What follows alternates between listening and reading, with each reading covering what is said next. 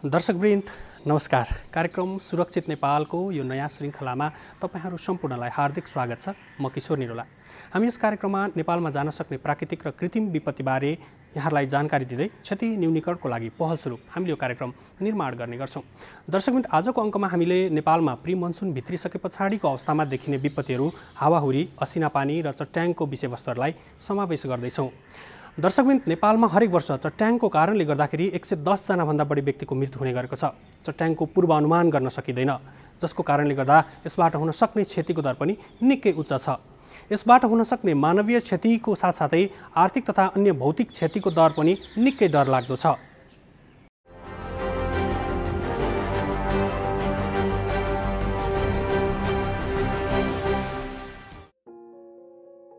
Pre मनसुनको समयमा देखिने बर्सातमा चट्याङ पर्ने सम्भावना बढी हुन्छ।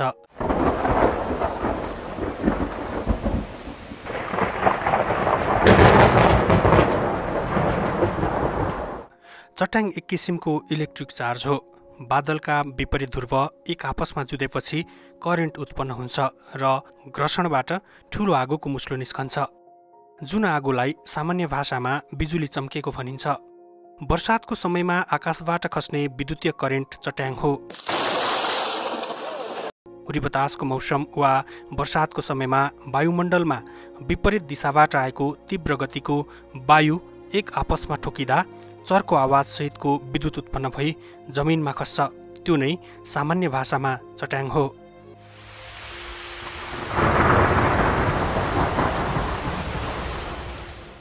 नेपालमा हरेक वर्ष 500 भन्दा बढी प्राकृतिक प्रकोपका विपत्तिहरू आउँछन्, जसमध्ये करिब 15% चट्याङले ओगटेको छ।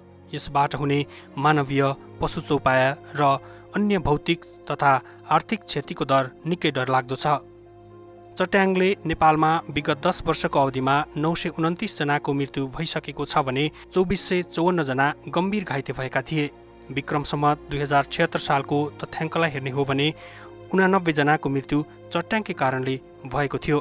368 जना व्यक्तिहरू यो अवधिमा घाइते भएका थिए। त्यस्तै गत वर्ष मात्र 1189 जनावरको चट्याङकै कारणले मृत्यु भएको थियो। वनमा डढेलो लाग्नुको मुख्य कारण पनि चट्याङ नै रहेको देखिन्छ। चट्याङ पनि एउटा विपदको एउटा ठुलो रूप मात्रमा चाहिँ त्यसै गरिन्छ। अब जस्तै उदाहरणको लागि के भने चट्याङबाट मात्रै गएको वर्षमा, यो एक वर्षमा भनौँ न, गएको वैशाखदेखि अहिलेसम्म 89 जना, करिब 90 जनाको मृत्यु भइसकेको छ। हेर्दाखेरि के हो, सामान्य कुरा देखिन्छ, तर 90 जनाको मृत्यु भइसकेको छ। यो त्यति हाइलाइट चाहिँ भएको विषय जस्तो देखिँदैन। अब यसको यो प्रति वर्ष यो पनि के भने 100 देखि 110 जनाभन्दा बढी प्रत्येक वर्ष चट्याङको कारणले मृत्यु हुने मात्रै 100 देखि 110 एबभ, त्योभन्दा प्लस माथि नै देखिन्छ। अनि अब क्षति हेर्ने हो भने त्यसबाट डिसेबिलिटी भएको, अपाङ्गता भएको, अनि त्यहाँबाट भएको आर्थिक क्षतिहरू, अनि अन्य धेरै पशु चौपायादेखि लिएर अन्य क्षेत्रमा यसो क्षति, यो पनि के हो भने गणना गर्ने, लेखाजोखा गर्ने, यो अझै भइसकेको छैन। हामी यो दिशातिर पनि अगाडि गइरहेछौँ। यसको लागि कार्यनीति बनाउने, एक्सन प्लान बनाउने, के गर्नुपर्ने हुन्छ, सम्बन्धित निकाय, यसको एक्सपर्टहरू कहाँ छ, यसलाई कसरी चाहिँ यसलाई मिटिगेसन गर्ने, प्रिपेयरनेस कसरी गर्ने, यो विषयमा पनि हामी अगाडि चाहिँ गइरहेछौँ। किन सिजन पनि यो हो, हामीलाई हरेक सिजनले झ्याउजगाउँछ पनि। भेडी चरणमा एकै चट्याङको एउटै झिल्कोले चाहिँ 250वटा भेडा गएका छन् र मानवीय भन्दा यो पाशविक क्षति चाहिँ चाहे त्यो जङ्गली जनावर होस् चाहे चाहिँ पाल्तु जनावर होस्, ती चाहिँ चट्याङबाट बढी मर्ने गर्छन्। त्यसको प्रमुख कारण के हो भने पहिलो त हामी जुन भनौँ 250वटा भेडा हुने ठाउँमा 2 जना या 3 जना मात्रै मान्छे थिए भनेपछि त्यहाँ एउटा चट्याङ परेपछि मान्छेको सङ्ख्या जम्मा 2 जना हुन्थ्यो होला, 250 त भेडा मर्थे। एउटा अर्को यो चाहिँ फिजियोलोजिकल प्रोसेस के छ भने हाम्रो शरीर, हामी चाहिँ 2टा खुट्टाले उभिन्छौँ, जनावरहरू 4वटा खुट्टाले उभिन्छ। अनि विद्युतीय करेन्ट बग्नको लागि, हाम्रो शरीरबाट करेन्ट बग्नको लागि 2टा खुट्टाको बिचको दूरी जति धेरै भयो त्यति धेरै करेन्ट चाहिँ हाम्रो शरीरबाट बग्ने गर्छ। जनावरको केसमा चाहिँ करेन्ट बग्दाखेरि चाहे अगाडिको खुट्टाबाट प्रवेश गरोस् चाहे पछाडिकोबाट गरेपछि मुटुको हिस्सा हुँदै करेन्ट बग्छ। जबकि मान्छेको केसमा एउटा खुट्टाबाट करेन्ट बग्यो, हात त हामी टेक्दैनौँ, अनि एउटा खुट्टाबाट करेन्ट इन्टर गर्यो भने अर्को खुट्टाबाट निस्किन्छ, त्यो बिचमा चाहिँ मुटु पर्दैन, खासै सतहबाटै करेन्ट बग्छ। त्यसले गर्दा मान्छेलाई चाहिँ यसको असर कम पर्छ जनावरको दाँजोमा। र संसारभरि हेर्नुभयो भने नेपालमा चाहिँ त पोहोर सालकै घटना हेर्ने भने मान्छेभन्दा करिब करिब 10 गुणा बढी जनावरले ज्यान गुमाएको अवस्था छ भने संसारमै कम्तीमा मान्छेभन्दा घाइते हुने, मर्ने मान्छेभन्दा घाइते हुनेको सङ्ख्या 3 गुणा बढी हुन्छ र त्यसको 3 गुणा बढी चाहिँ करिब करिब 9 गुणा बढी चाहिँ संसारभरिमै जनावरले ज्यान गुमाउने गर्छन्। नेपालमा चट्याङबाट हुने मानवीय तथा भौतिक क्षति र घटनाका आधारमा मकवानपुर, झापा, चितवन, मोरङ र उदयपुर जिल्ला चट्याङग्रस्त जिल्लाको रूपमा समेटिएका छन्। चुरे तथा पर्वतीय क्षेत्रको पूर्वदेखि पश्चिमसम्मको भूभागलाई उच्च चट्याङबाट जोखिमयुक्त क्षेत्रमा राखिएको छ। तसर्थ यो क्षेत्र अन्तर्गत बसोबास गर्ने मानिस चट्याङबाट बच्न सबैभन्दा बढी सावधानी अपनाउनु पर्ने देखिन्छ। अब यो हाम्रो प्राकृतिक प्रकोपको दृष्टिकोणले हेर्दाखेरि, सम्पूर्ण प्राकृतिक प्रकोपलाई हेर्दाखेरि नेपाललाई चट्याङ चाहिँ पहिलो भूकम्प पछिको पहिलो खतराको रूपमा म देख्छु चट्याङ। र विश्वकै मानचित्रमा हेर्ने भने नेपाल चाहिँ मलाई लाग्छ अफ्रिकी मुलुक 2-3वटा मुलुक बाहेक नेपाल चाहिँ अफ्रिका बाहेक अरू देशहरूमध्ये पहिलो नम्बरमा पर्छ चट्याङको जोखिमको हिसाबले। र प्रत्येक वर्ष 100 जनाभन्दा बढी मान्छे यसको शिकार भएका छन् हाम्रा दाजुभाइ दिदीबहिनीहरू, र 300 को हाराहारीमा चाहिँ घाइते हुन्छन्। विशेष गरी चट्याङ यहीँ पर्छ अथवा यहीँ ठ्याक्कै पर्दैन भन्ने चाहिँ ठाउँहरू कमै हुन्छन्, तर पनि औसत सङ्ख्या हेर्ने हो भने नेपालमा सबभन्दा बढी चट्याङ पर्ने क्षेत्र चाहिँ दक्षिण पूर्वी बेल्ट हो, अथवा चाहिँ झापा मोरङ यो बेल्टमा चाहिँ सबभन्दा बढी चट्याङ पर्छ। तर चट्याङको जोखिमको हिसाबले हेर्दाखेरि हामीले तथ्याङ्कलाई केलाउँदाखेरि सबभन्दा बढी चट्याङबाट मृत्यु हुने जिल्ला चाहिँ मकवानपुर पर्छ। सबभन्दा बढी यो मोरङ, झापा अथवा उदयपुरभन्दा धेरै माथि चाहिँ चट्याङबाट मकवानपुरमा मान्छे मर्ने गर्छन्। र हिमाली भेगहरूमा चाहिँ जस्तै मुस्ताङ, मनाङ, अनि गएर तपाईँ कर्णालीका कतिपय जिल्लाहरू र सँगसँगै यता रसुवामा चाहिँ चट्याङको असर कम देखिन्छ। सम्पूर्ण कुरा मेट्रोलोजिकल कुराहरूदेखि लिएर हाम्रो चाहिँ भौगोलिक अवस्थाको चाहिँ हामीले अनुसन्धान गर्नै पर्छ। तथापि के देखिन्छ भने जुन दक्षिण पूर्वी भेगबाट चाहिँ हामी कहाँ जुन मनसुन अथवा चाहिँ यो बादल पानीका कणहरू उडेर आउँछन्, त्यसको एउटा गन्तव्य यहाँसम्म आइपुग्दाखेरि दुईटा चिसो तातो जुन सतह बन्न आउँछ वायुमण्डलमा, त्यो चाहिँ मकवानपुरको भेगमा बन्ने जस्तो देखिन्छ। र त्यहाँ चाहिँ सबभन्दा बढी चट्याङले मान्छे मरेको भौगोलिक हिसाबले हेर्ने भने चुरे बेल्टमा चाहिँ सबभन्दा बढी चट्याङले मान्छे मरेको देखिन्छ। तर त्यसमा पनि मकवानपुर हुनुको पछाडि एउटा चाहिँ त्यो पूर्वी वायुको चाप त्यहाँसम्म अत्याधिक पर्छ जस्तो लाग्छ। अन्य कारणहरू चाहिँ हामीले खोज्नु नै पर्छ, अनुसन्धानकै विषय मलाई लाग्छ। सबै किसिमका चट्याङले विद्युतीय लहर उत्पन्न गराउँछन्, त्यसैले पनि सबै चट्याङहरू खतरनाक हुन्छन्। चट्याङको पूर्वानुमान लगाउन सकिँदैन। यो वर्षा भएको ठाउँबाट करिब 15 किलोमिटर आसपाससम्म पर्न सक्ने सम्भावना रहन्छ। सामान्यतया चट्याङ कुनै पनि समयमा पर्न सक्छ। पृथ्वीमा 12 महिना हरेक दिन हजारौं चट्याङ परिरहेका हुन्छन्।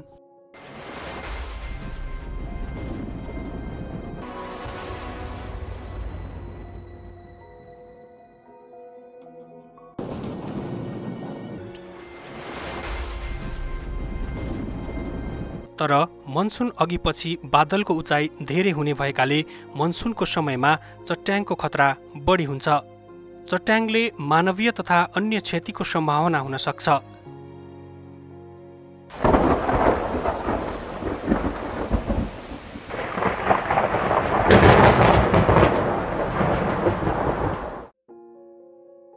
चट्याङले मानिसमा बेहोस हुने, कान, बोली र आँखा दीर्घकालका लागि बन्द हुने, स्मरण शक्तिमा ह्रास आउने, शरीर लाटो हुने, रिङ्गाटा लाग्ने, जोर्नी कडा हुने लगायतका समस्या देखिने गर्छ। सामान्यतया चट्याङ विद्युतीय करेन्ट भएको कारणले, ठुलो मात्राको करेन्ट भएको कारणले यसबाट दुई किसिमका शरीरमा दुई किसिमको मुख्य असर हुने गर्छ। पहिलो कुरो कार्डियोभास्कुलर एरेस्ट भन्छ, अथवा हाम्रो रक्त सञ्चारमा चाहिँ यसले समस्या ल्याउँछ। हाम्रा चाहिँ शिरा धमनीहरू पड्किनेदेखि लिएर एउटा असर त्यो हुन्छ। र जुन किसिमको समस्या इलेक्ट्रोक्युसन भनौँ, विद्युतीय हामीलाई चाहिँ सक लागेर विद्युतीय करेन्ट हाम्रो शरीरबाट प्रवाह भएर जस्तो किसिमको समस्या आउँछ, एउटा समस्या त्यही नै हो। इलेक्ट्रोक्युसनबाट हुने र यसबाट हुने समस्या एउटा हो। अर्को कुरा के हो भने चट्याङको तापक्रम, चट्याङबाट निस्कने जुन तापक्रम हो त्यो चाहिँ सूर्यको सतहको तापक्रमभन्दा करिब 6 गुणा बढी हुन्छ। भनेको चट्याङको तापक्रम चाहिँ 30,000 डिग्री सेल्सियससम्म हुन्छ। 30,000 डिग्री सेल्सियसको तापक्रमको चट्याङको जुन ज्वाला छ त्यसको वरिपरि हाम्रो शरीर कतै छोटो समयको लागि भला किन नहोस् भयो भने हामी डढ्छौँ, जल्छौँ। भने जल्ने समस्या एउटा छ, जसरी मान्छे जलेर चाहिँ ट्रिटमेन्ट गर्नुपर्छ त्यही किसिमको उपचारको पद्धति हामीले अपनाउनुपर्छ। त्यस्तै गरी विद्युतीय सक लागेर, करेन्ट लागेर जसरी मान्छेलाई चाहिँ असर गर्छ मुटुमा विशेष गरी, त्यही किसिमको चाहिँ उपचार यसमा पनि चट्याङबाट लाग्दाखेरि पनि गर्नुपर्छ। र अर्को चाहिँ समस्या के हो भने धेरै नजिकमा चट्याङ आफैमा पर्न परेन, नजिकमा चट्याङ परेको छ भने आँखा चाहिँ तपाईँको ब्लाइन्ड हुन सक्छ, आँखा जान सक्छ। अर्को चाहिँ त्यसको आवाजको कारणले कहिलेकाहीँ कान पनि जान सक्छ र कान सँगसँगै अब कानमा पड्केर जाली फाट्नु भनेको फेरि तपाईँ रक्तस्रावको कारणले एउटा त डिसब्यालेन्स हुने अनि त्यसैबाट चाहिँ मान्छेको मृत्यु हुने पनि गर्छ। चट्याङबाट आगलागीको पनि खतरा हुन्छ। चट्याङबाट वन जङ्गलमा आगलागी हुने, रुख बिरुवा मर्ने, जनावर मर्ने हुन सक्छ। घरमा विद्युतीय सामानमा धेरै करेन्ट बगेर television, radio, computer, mobile phone तथा अन्य विद्युतीय उपकरण बिग्रन सक्छ। चट्याङले ठूलो धनजनको क्षति गराउने भएकाले मनसुनको समयमा कालो बादल देख्ने बित्तिकै चट्याङको सम्भावनाबाट सचेत रहनुपर्छ। यसको जोखिम घर बाहिर धेरै हुन्छ, त्यसैले आकाश गड्याङगुडुङ गरेको बेला घर बाहिर निस्कनु हुँदैन। त्यसैले चट्याङ परेका बेला अपनाउनु पर्ने र त्यसका लागि पूर्व तयारी गरेमा यसबाट हुन सक्ने क्षतिलाई कम गर्न सकिन्छ। चट्याङबाट बच्नको लागि प्रयोग हुने धातुहरू नै हो। हिजो पनि हाम्रा पुर्खाहरूले जानेर नजानेर हाम्रा मन्दिरहरूमा हेर्नुभयो भने अथवा इभन घरमै पनि पुराना घरहरूमा धुरीमा लगेर चाहिँ त्रिशूल राख्ने चलन थियो। त्रिशूल तामाको हुन्थ्यो, फलामको त्रिशूल सायदै कसैले राख्थ्यो होला। तामा सबभन्दा बढी धातुहरूमा सुन र चाँदीलाई छोडेर तामा चाहिँ असाध्यै राम्रो सुचालक हो। अब हामीले सुन र चाँदीमा खर्च गर्न त सक्दैनौँ भने त्यसपछि हामीले खर्च गर्न सक्ने धातु के थियो? तामा थियो। तामालाई त्रिशूलको रूपमा माथि राख्यो। माथि राख्दाखेरि अग्लो संरचनाले बादलबाट झर्दै गरेको करेन्टलाई चाहिँ समात्न सक्ने सम्भावना हुन्छ। भने घरको अन्य भागभन्दा पहिल्यै त्रिशूलले चाहिँ के गर्थ्यो भने तपाईँको माथिबाट झर्दै गरेको करेन्टलाई त्रिशूलले समात्थ्यो। त्यो तामाको त्रिशूलले समात्ने गर्थ्यो। सो त्रिशूल के को लागि राखिएको थियो भन्दा चट्याङलाई समात्नको लागि। र सायद अब अगाडि हामीले धेरै त देखेनौँ, तर त्रिशूल पछि जोडेर धातुकै पाता, धातुकै रड जमिनसम्म ल्याउने पनि चलन हुनुपर्छ भन्ने मलाई लाग्छ र जमिन मुनि लगेर गाड्ने गरिन्थ्यो। त्यसको अर्थ के हो भने माथि जुन विद्युतीय करेन्ट चाहिँ चट्याङबाट आउँछ त्यो करेन्टलाई धातु सुचालकबाट सजिलै जमिनमा लगेर गाडिदिने, घरलाई जोगाएर, हाम्रा संरचनालाई जोगाएर सुरक्षित तरिकाले चाहिँ त्यसलाई लगेर जमिन मुनि गाडिदियो भने त्यो जमिनभित्र तल गएर चाहिँ जमिन मुनि फैलिन्छ र हाम्रा संरचनालाई असर गर्दैन भन्ने चाहिँ मान्यता अहिले वैज्ञानिकहरूले अपनाउने विधि पनि यही हो र हिजो हाम्रा पुर्खाले चाहिँ मन्दिर मस्जिदमा गरेका अपनाएका विधि पनि यही नै हुन्। अब वैज्ञानिक कुरा पहिला आए, अहिलेका हामीले जुन चाहिँ अवलम्बन गरेका छौँ ती कुरा पहिला आए कि हाम्रो मन्दिरका कुरा पहिला आए ती आफ्नो ठाउँमा रहे। तर हाम्रा पुर्खाले चाहिँ यो अभ्यास गरेकै कुरा देखिन्छ। हामीले बिचमा छोड्यौँ, तर अहिले चाहिँ हामी फेरि त्यही पद्धतिमा जाने हो भने हामी चट्याङबाट सुरक्षित रहन सक्छौँ। हवाईजहाजहरू उड्छन्, तपाईँ हामीले देखेकै छौँ, उडेकै छौँ, चढेकै छौँ। हवाईजहाजभित्र चट्याङले हानेको हामीले सुनेको छैन। मान्छे सधैँ बादलमा उडिरहने चिजमा भित्र मान्छे घाइते भएर बसेको, आज चट्याङ भएर प्लेन क्र्यास भयो भन्ने त हामी बिरलै सुन्छौँ, एकदम रेयर सुन्छौँ। भने त्यो किन सम्भव भयो त भन्दाखेरि चट्याङबाट बस्ने उपाय त्यसमा यस्तो अपनाइयो कि चट्याङले भित्र असर गर्दैन। बाहिर चट्याङ एरोप्लेनमा, हवाईजहाजमा चट्याङ परिरहन्छ, लगाइरहन्छ, तर भित्र असर गर्दैन। त्यस्तै किसिमका त्यस्तै सिद्धान्तमा आधारित भएर यदि हामीले हाम्रा घरहरूलाई, संरचनाहरूलाई चाहिँ बनाउन सक्यौँ भने हामी चाहिँ चट्याङबाट बच्न सक्छौँ। चट्याङ पर्नबाट हामी रोक्न सक्दैनौँ। यो प्राकृतिक प्रक्रिया हो, यसबाट यो पर्नु पनि पर्छ र यसलाई हामीले रोक्न पनि सक्दैनौँ। तर चट्याङ परिसकेको चट्याङबाट हामी बच्न सक्ने हामीसँग प्रशस्त उपायहरू छन्। वैज्ञानिक उपाय चाहिँ हामीले अवलम्बन गऱ्यौँ भने हाम्रा संरचनाहरू सुरक्षित बनाउन, सम्पूर्ण रूपले चाहिँ सुरक्षित बनाउन सकिन्छ। विभिन्न किसिमका विद्युतीय सामग्री, डिजिटल सामग्रीहरू हामीसँग छन्। त्यसमा प्रयोग हुने एउटा सबस्ट्रेटमा सबभन्दा साना चिपहरू हुन्छन्। त्यो चिप चाहिँ सेमी कन्डक्टरको चिपहरू हो, जसलाई सानो मात्रै कहीँ भोल्टेज बढेर आयो भने त्यसलाई पगाल्न काफी हुन्छ। थोरै करेन्ट त्यसमा बढेर गयो भने पनि त्यसलाई पगाल्न, त्यसलाई बाल्न सफिसियन्ट हुन्छ।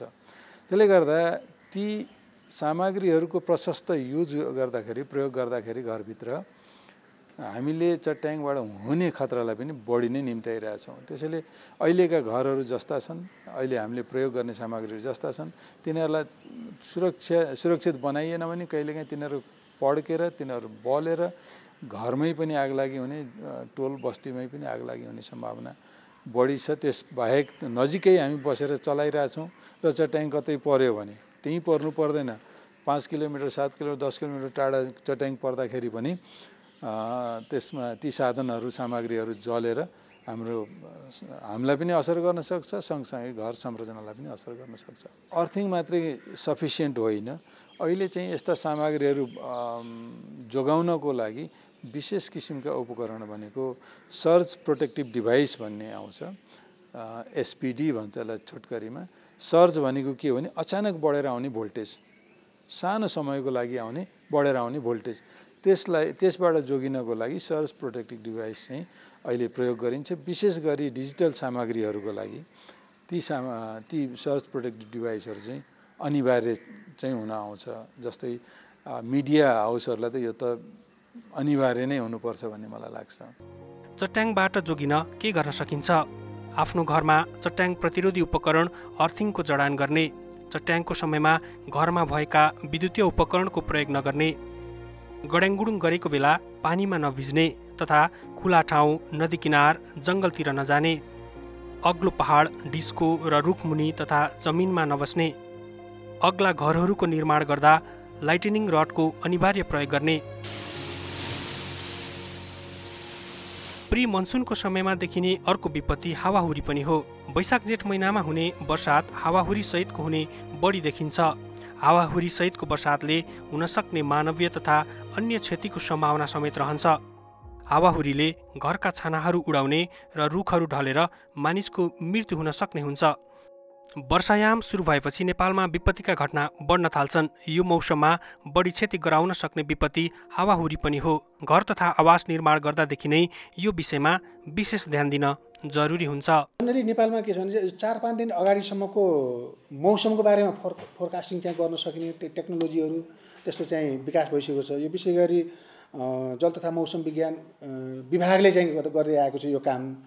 अब हावाहुरी आदि बेरी आउँदैछ है भनेर 4-5 दिन अगाडि डिक्लेरेसन गर्ने हामी त्यो अवस्थामा छैनौँ। तर यो 1-1.5 घन्टा अगाडि त्यो सिम्पटम चाहिँ, त्यो लक्षण भनौँ न, त्यो लक्षण चाहिँ हावाहुरी आउँदैछ भनेर 1-1.5 घन्टा अगाडि त्यो सूचना दिनेसम्मको त्यो टेक्नोलोजीको युज चाहिँ भइरहेछ। त्यो विकास चाहिँ त्यसो भइरहेको छ। यो विशेष गरी जल तथा मौसम विज्ञान विभागले चाहिँ त्यसो गरिरहेको छ। यसलाई हामीले देशव्यापी रूपमा जनताको सर्वसाधारणको जानकारीको रूपमा यसलाई अझ राम्रो प्रचार प्रसार गर्ने हिसाबमा सायद उहाँहरूसित केही रिसोर्सको कमी चाहिँ भएको हुनसक्छ। त्यसलाई पनि हामीले ओन गरेर, त्यसलाई हामीले चाहिँ लिएर हाम्रो प्राधिकरण थ्रु अब यसलाई हामीले यो नाउ कास्टिङ भनेर भन्छ, यो फोरकास्टिङ जस्तै नाउ कास्टिङ भनेर भन्छ। 1-1.5 घन्टा अब आउँदैछ है भनेर आम सर्वसाधारणलाई जानकारी दिने।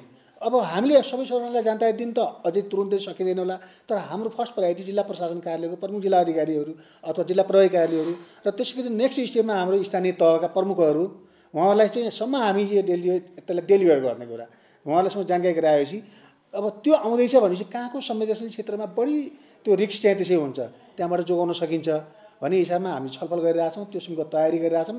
र नाउ कास्टिङ भन्ने एउटा जुन हाम्रो एउटा प्रोग्राम चाहिँ छ त्यसलाई हामीले चाहिँ त्यसो अन गरेर हामी यसलाई अगाडि चाहिँ बढाउँछौँ। यो मौसममा देखिने अर्को विपत्ति असिना सहितको वर्षात पनि हो। यसले मानवीय क्षतिभन्दा पनि कृषि उत्पादनमा वर्षेनी ठूलो क्षति गराउँदै आएको छ। यसबाट हुन सक्ने क्षतिलाई न्यूनीकरण गर्न ठूलो असिनाले नबिगार्ने किसिमका बालीहरू लगाउनु उपयुक्त हुन्छ। असिनाको पनि एउटा यो ठुलो विपदको रूपमा हामीले बेहोर्दै आएका छौँ, तर यसलाई पनि मिटिगेसन गर्नको लागि अथवा प्रिपेयरनेस गर्नको लागि अथवा यसको रिस्क चाहिँ त्यसरी नि पहिचान गरेर अगाडि बढ्नको लागि यथेष्ट तयारी त्यस्तो चाहिँ छैन। यद्यपि अहिलेसम्म के भने जल तथा मौसम विज्ञान विभागले राडार चाहिँ त्यसपछि नि स्थापना गरेको छ, त्यो भनेको सुर्खेतमा। र यो त्यति प्रचार प्रसारको रूपमा अगाडि चाहिँ आएको छैन, तर हाम्रो सम्बन्धित निकायमा अब यो 1 घन्टा 1.5 घन्टा अगाडि अब त्यसबाट एउटा के भने इन्फर्मेसन चाहिँ आउँछ। 1-1.5 घन्टा असिना पर्नुभन्दा 1-1.5 घन्टा अगाडि असिना पर्दैछ है यो क्षेत्रमा, त्यो राडारले जहाँ जहाँ क्याप्चर गरेको छ त्यो एरियामा, त्यसको कभरेज एरियामा यहाँ असिना पर्दैछ भनेर जानकारी चाहिँ आउने गर्छ। र यसलाई पनि हामीले अरू अन्य जिल्लाहरूमा जहाँ यो बढी चाहिँ यो जोखिमको क्षेत्रहरू छ असिनाको दृष्टिकोणले, अन्य जिल्लाहरू जस्तो पाल्पा, उदयपुर यिन जिल्लाहरूमा स्टडी भइरहेछ, त्यो कार्यक्रममा चाहिँ छ, त्यहाँ पनि स्थापना गर्ने भनेर यसलाई पनि हामीले विस्तार गर्ने थनमा यो जल तथा मौसम विभाग र हाम्रो प्राधिकरण अब जोइन्टली चाहिँ त्यसरी हेर्ने अगाडि गएर यसलाई अझ यसको एक्सटेन्सन गर्ने, त्यसलाई डेभलप गर्ने तर हामीले कार्यक्रममा अगाडि त्यसलाई कार्यक्रममा राखेका छौँ। यो पनि अगाडि चाहिँ त्यसै बढ्छ। र हामीले अब के लाग्ने सकेसम्म यसलाई पनि अब यो नाउ कास्टिङकै माध्यमबाट जुन अघि मैले चाहिँ भने यो हावाहुरीको सन्दर्भमा नाउ कास्टिङ 1-1.5 घन्टा अगाडि चाहिँ गर्न सकिन्छ, फोरकास्टिङ भने जस्तै चाहिँ 1-1.5 घन्टा अगाडि जानकारी दिन सकिन्छ भने यस्तै असिनाको सन्दर्भमा पनि जुन यो असिनाले हामीलाई अब थाहा नै छ सबैभन्दा बढी क्षति हुने भनेको कृषि क्षेत्र हो। कृषि फलफुलका क्षेत्रहरूमै चाहिँ त्यसै बढी छ, यसको पनि अथाह चाहिँ त्यसपछि यही क्षति नै छ। जब चाहिँ खाद्यान्न चाहिँ पाक्ने बेलामा भित्राउने बेलामा अनि पुरै ध्वस्तै चाहिँ त्यसरी बनाइसकेको अवस्था र त्यसले गर्दा भोकमरी नै चाहिँ त्यसरी भएको अवस्था, अर्को डिजास्टर भोकमरी ल्याइदिने त्यस्तो पनि भयावह स्थिति पनि छ जुन हामीले महसुस गर्दै भोग्दै पनि आएका छौँ। र यसको लागि पनि हामीले अब के गर्नु त, परिहाल्यो, रोक्न त सकिएन भने त्यसको उपायको रूपमा हामीले अब कृषिलाई बिमा गर्ने कुराहरू चाहिँ हुनसक्छ। अनि अब यो कृषि बिमा लगायत अन्य पनि जस्तो असिनाको कारणले कृषि क्षेत्रमा जहिले पनि क्षति हुँदै गयो त्यसको विकल्पका खेतीहरू पनि हुनसक्छन् जुन असिनाले नोक्सानी नै नगर्ने खालका, नगदे बालीहरूमा जोड गर्नुपर्ने हुनसक्छ, फलफुल खेतीहरूमा चाहिँ जोड गर्नु, पशुपालनको क्षेत्रमा जोड गर्नुपर्ने हुनसक्छ। ती हामीले विभिन्न विकल्पहरूको बारेमा पनि हामीले तयारी छलफल गरेर त्यसलाई पनि अगाडि बढाउनु पर्ने हुन्छ। सम्बन्धित निकाय मार्फत समन्वय गरेर त्योसँग ठोस नीति तथा कार्यक्रमहरू बनाएर अगाडि लगाउनु पर्ने चाहिँ हुन्छ।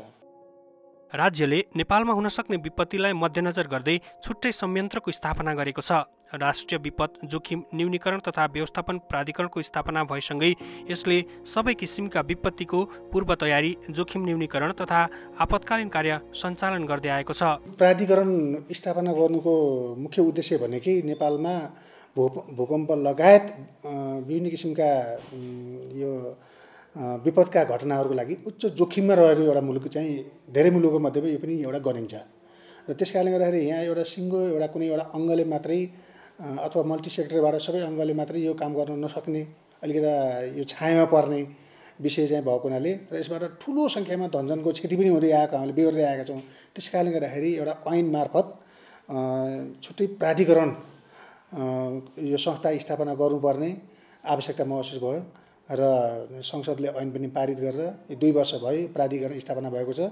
र यसको भूमिका भन्दा त यो डिजास्टरको क्षेत्रमा, विपदको क्षेत्रमा त यसको भूमिका यति छ भनेर मापन गर्न नै सकिँदैन, किनकि नेपाल त भूकम्पीय दृष्टिकोणले लगायत यहाँ चट्याङको दृष्टिकोणले, हावाहुरीको दृष्टिकोणले, बाढी पहिरोको दृष्टिकोणले, असिना पानीको दृष्टिकोणले, अब अहिले आएर महामारीको दृष्टिकोणले, महामारी पनि विभिन्न किसिमका महामारीको दृष्टिकोणले हरेक हिसाबले गर्दाखेरि यो अहम चाहिँ छ।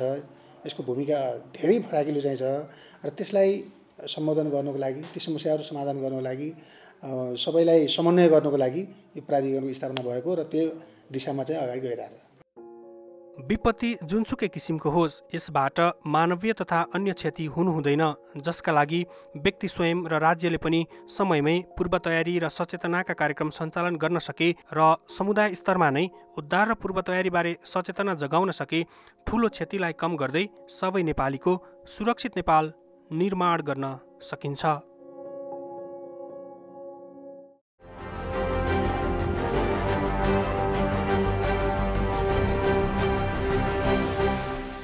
प्री मनसुनको समयमा देखिने हावाहुरी, असिना पानी र चट्याङको विषयमा हामी स्वयं पनि सचेत रहनुपर्छ। हरदम यस विषयमा र यो समयमा देखिने विपत्तिको बारेमा हामीले थोरै मात्रै पनि ज्ञान राख्न सके र सचेत हुन सके यसबाट हुन सक्ने क्षतिलाई निकै कम गर्न सकिन्छ। तब मात्र हामीले कल्पना गरेको सबैको सुरक्षित नेपाल निर्माण गर्न सकिन्छ। हस्त दर्शकवृन्द, आजको कार्यक्रमबाट म लगायत मेरो सम्पूर्ण युनिटलाई बिदा दिनुहोस्। अर्को हप्ता अर्को विषयका साथ यहाँहरूमा आज उपस्थित हुन्छौँ। नेपाल टेलिभिजन हेर्दै गर्नुहोला। नमस्कार।